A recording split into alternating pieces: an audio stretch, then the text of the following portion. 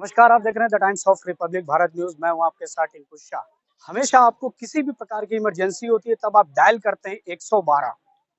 112 पे जब आप कॉल करते हैं तो उस समय जो सबसे पहले प्रतिक्रिया आती है वो यही आती है कि हेलो सर, नमस्ते, कौन सी प्रॉब्लम है आपको। सबसे पहले जो महिलाएं जो बोलती है इन शब्दों को और लोगों की मदद करने का प्रयास करती है, वही महिलाएं देख सकते हैं आप सड़कों पे हजारों की संख्या में यहाँ पे आज मौजूद हुई है।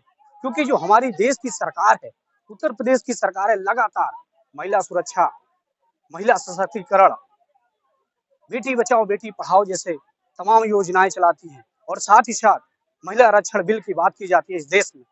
क्या यही महिला आरक्षण बिल है? 7 साल इन लोगों ने लगातार 112 में अपनी नौकरी की, और उसके बाद जब टेंडर खत्म होता है तो जो दूसरे जो टेंडर वाले आते हैं उनको कहीं दबाने की कोशिश करते हैं। जब ये लोग अपनी मांगों को लेकर के आगे बढ़ते हैं और अपनी सैलरी बढ़ाने की प्रक्रिया को भी आगे बढ़ाते हैं, तब उनके साथ अभद्रता की जाती है। और यही तक नहीं, जब वो सड़क के लिए निकलती हैं तब भी उनको कहीं ना कहीं समस्या आई। और साथ ही साथ में जब इन लोगों ने मुख्यमंत्री आवास बड़ी, उस समय पुलिस के द्वारा काफी हर प्रयास रोकने की कोशिश की गई और इन लोगों को रोका गया। जिस तरीके से वीडियो में आप देख रहे हैं कि कितनी बुरी तरीके से इन महिलाओं को घसीट घसीट कर कहीं ना कहीं उन दोनों लोगों की लापरवाही साफ साफ झलकती है। या अपना प्रमोशन के लिए अगर वो मांग करती है तो क्या उनके साथ इस तरीके से कार्य किया जाता है? ऐसी ही जो महिलाएं हैं, जरा उनसे हम बात करते हैं और जरा समझते हैं उनकी पीड़ा को कि किस तरीके से इनको कितना दुख है और किस तरीके से ये लोग धरना प्रदर्शन पे बैठी हुई हैं। आइए जरा इन्हीं से बात करते हैं और जरा समझते हैं। क्या नाम होगा आपका? प्रतिभा। प्रतिभा जी, आज इस तरीके से आप लोग सुबह से लगातार धरने पे बैठी हुई हैं। हम लोग कल से बैठे हैं, कल कल से 2 बैठी बजे हुई से हैं। बैठे हैं। आखिर आप लोग यहाँ पे अपनी इच्छानुसार बैठी हैं या नहीं, फिर यहाँ पे प्रशासन? जबरदस्ती लाया गया, हम लोग धरने पे ऑफिस के सामने बैठे थे अपने। अच्छा, हम्म। पुलिस प्रशासन की तरफ से आपको यहाँ लाया जी, गया है। हम लोग सीएम से मिलना चाह रहे थे, सीएम आवास जा रहे थे, तो वहाँ पे ये लोग रास्ते में ही हम लोगों को पकड़ के जबरदस्ती मार पीट के भरा गया है। क्या मुद्दे थी और किस वजह से आप लोग धरने पे बैठे थे? हमारे मुद्दे यही थे कि हमारी सैलरी बढ़ाई जाए, 18,000 करी जाए। कुछ महिलाओं के साथ अभद्रता की गई है, बहुत ज्यादा ऐसा? सुनने में आया नहीं है, की गई है, बहुत ज्यादा अभद्रता की गई है। और ये जो हमारे मेल कांस्टेबल या सर लोग थे, सबने की है और बहुत ज्यादा की है। जबरदस्ती पकड़ के मारा भी है लोगों को और जबरदस्ती बोला गया है कि हमको बर्फ की सीढ़ी पे लिटा के मारेंगे। तुम धमकी दी गई है कि आप लोगों का कैरियर बर्बाद करा देंगे। पुलिस की तरफ से दी गई? जी, अच्छा, सरकार से आप लोग मिलना चाह रहे थे, किन मुद्दों को लेकर के? क्या सैलरी कितनी आप लोगों की मांग थी? 18,000 यही पहले सैलरी की तो पहले कोई बात ही नहीं हुई थी। हम तो सिर्फ ऑफर लेटर चाह रहे थे, कंपनी से हम बात करना चाह रहे थे।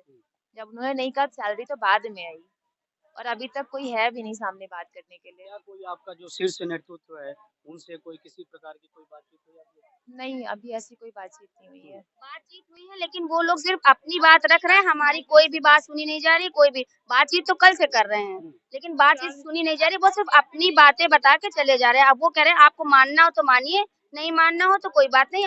6 बजे का टाइम विभिन्न ने भी दिया है कि आप लोग 6 बजे तक अगर आप एक्सेप्ट करते हैं तो ठीक है, नहीं कोई बात नहीं, आप लोग जा सकते हैं। क्योंकि मैम लगातार जिस तरीके से आप लोग 7 वर्ष हो चुके हैं इस 112 में अपनी सेवाएं दे रही हैं और लगातार जो लोगों को सुरक्षा होती है, किसी प्रकार की कोई इमरजेंसी आती है तब आप ही लोग वहाँ का मदद करने के लिए आगे मैसेज को फॉरवर्ड करते हैं। तो आज जिस तरीके से आप ही लोगों के साथ ये समस्या आई है, तो इसको लेकर के आप लोग किस तरीके से निपटने का आगे का रणनीति है?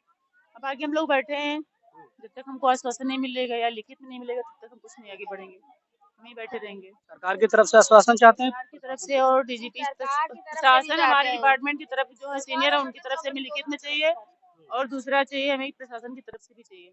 हाँ। और मैम आपकी जो कंपनी है, जिस कंपनी से आप लोग जुड़े हैं, लगातार काम कर रहे हैं, उधर से आप लोगों को किस प्रकार से असुविधा हुई? सर पहले तो हम लोग टेकएम के अंदर काम करते थे, उसमें हमको कोई प्रॉब्लम नहीं होती थी क्योंकि वो हमारी प्रॉब्लम्स को समझते थे और उसको रिजॉल्व भी करते थे। लेकिन विभिन्न हमारी प्रॉब्लम्स को सुनने को ही तैयार नहीं है, ना वो सुनता है ना वो रिजॉल्व कर रहा है। वो सिर्फ अपनी सुना के चले जाते हैं। वो जब आते हैं अपनी पॉलिसी बताते हैं और चले जाते हैं। हमारी सुनने को कोई तैयार ही नहीं है। हम जब अपनी बात रखते हैं तो वो लोग कहते हैं हमारे पास इसका कोई जवाब नहीं है, वो सीधे चले जाते हैं वापस। कल से कहा जा रहा है कि लगातार जिस तरीके से आप लोगों को बंधक बना करके रखा गया है, अभी शाम के 5 बज चुके हैं, क्या आगे अगर किसी भी प्रकार का आप लोगों को आश्वासन नहीं मिलता है लिखित रूप में, तो आगे की क्या रणनीति होगी, कुछ ऐसा? सर अगर जब तक हम लोगों को आगे से आदेश नहीं मिले तब तक हम लोग यहाँ से नहीं हिलेंगे। जब तक हम लोग हमारा ऑफर लेटर और 18,000 सैलरी का पूरा लिखित में नहीं आ जाता है तब तक हम लोग यहाँ से नहीं हिलेंगे। कितनी संख्याओं में 112 में जो महिलाएं हैं वो कितनी संख्या में काम सर 112 में टोटल 700 से ऊपर है लड़कियाँ, 700 प्लस है लड़कियाँ टोटल।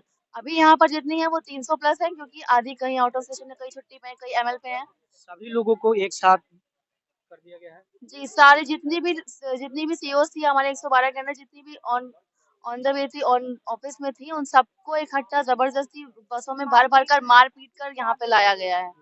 मारा पीटा है, मोलेस्ट किया गया है, लड़कियों के साथ हरासमेंट किया गया है, लाठीचार्ज की गई है, इतना ज़्यादा मारा पीटा। प्रेग्नेंट लेडीज़ हैं, उनको भी चोट आई है कितनी, तो किसी के हाथ में चोट, किसी के कपड़े फट गए, विकलांग लड़कियां हैं उनको चोट आई है, उनको भी मारा है। जबरदस्ती बसों में भर-भर के हमें यहाँ लाया गया है। एक लड़की को तबीयत इतनी खराब हो गई थी, उसको वो बेहोश हो गई थी, उसको अभी हम लोग हॉस्पिटल भेज के आए हैं। कोई एम्बुलेंस देने को तैयार नहीं था, इतनी मुश्किल से उसको गाड़ी में भेजा गया, उसको बस से नीचे गिरा दिया गया था। वो नीचे गिर गई, उसको अचानक से फिर हम लोग ने उठाया, फिर उसको एक गाड़ी में करके फिर उसको वापस हॉस्पिटल भेजाया गया। उसके साथ अभी कोई नहीं है, उसके साथ क्या हुआ है अभी कोई जानकारी हम लोग को नहीं मिली है। उसके पास एक फोन तक नहीं देने दिया इन लोगों ने। अभी तक हम लोगों के पास कोई जानकारी नहीं कि वो लड़की कहाँ है, कैसी है, किस हालत महिलाओं में के है। ऊपर मुकदमा भी दर्ज हुआ है या कुछ लोगों नहीं को सर, गिरफ्तार भी किया गया है? नहीं नहीं, इस बात की हम लोग को धमकी मिली है कि हम आपका करियर बर्बाद कर देंगे, आप लोगों का एफआईआर कर देंगे, आप लोगों के खिलाफ आपका करियर बर्बाद हो जाएगा, आप लोग अपनी लाइफ में कुछ नहीं कर कल पाएंगे। किन्हीं 2 लोगों को भी गिरफ्तार किया गया था। आज किया गया था सर, आज हम लोग को 2 लोगों को थाने में रखा गया था चौकी पर, रजमन चौकी में।